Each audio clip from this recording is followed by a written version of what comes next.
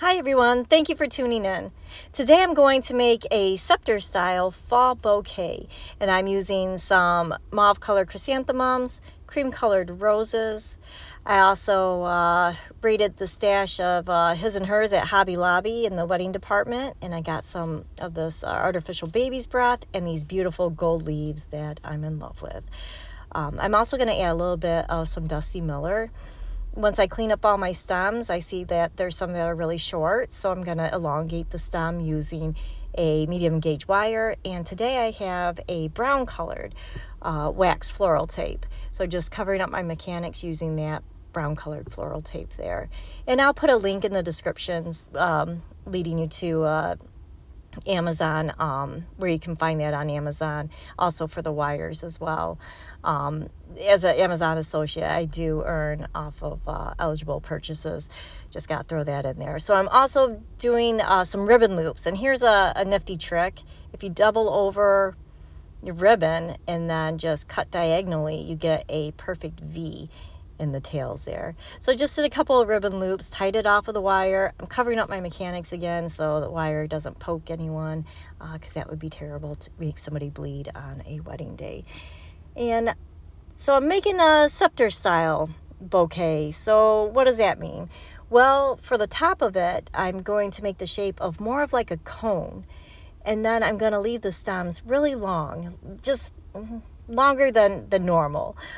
So usually I do about 2 hands length for the bouquet handle, so you can comfortably fit 2 hands and carry the bouquet.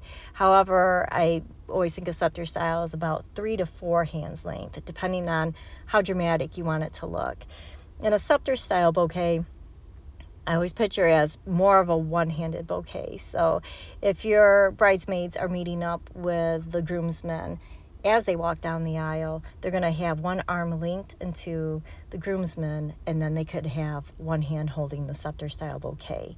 So it's just kind of a different way of carrying it. It gives a different effect, it is a little bit more dramatic, and you can really bling up those long stems, because those are going to show for sure. So if you want to add some razzle dazzle to it, there's your chance. So for the actual flower part, like I mentioned, it's more of a cone shape. And in my mind, I'm picturing almost like a candy corn. You can do it any way that you want. It doesn't have to be a cone shape, but I like, again, going back to the drama of the bouquet, I like how this looks. So I'm starting off with my roses, the filler flowers such as the baby's breath and the Dusty Miller, and I'm tucking in those beautiful gold leaves. And I'm just going to start with that, almost like I said, like candy corn. It's going to be layered. So this is my top layer, and then I will put in the chrysanthemums on along the bottom, almost like a ring of that mauve color. And speaking of color, I know I said a fall Scepter style bouquet, and while these aren't traditional fall colors, I feel like they blend in very nicely still with a fall themed wedding.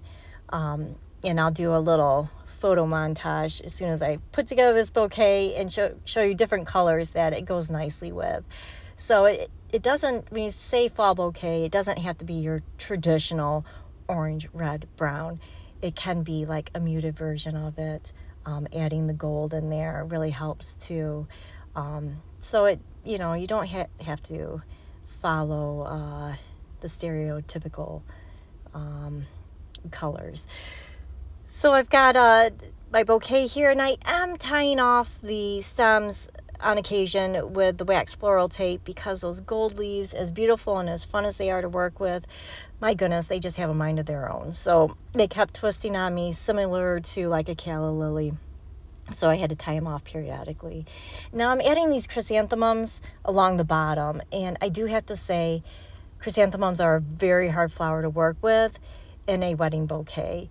It's very big and round, which is nice, but it's flat. So it will kind of take away any dimension or any shape that you're trying to make.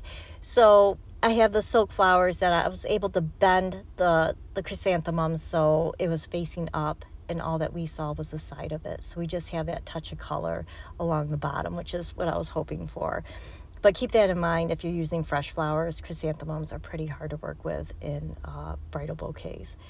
So I'm going to work in my ribbon loops here, just evenly spacing them around.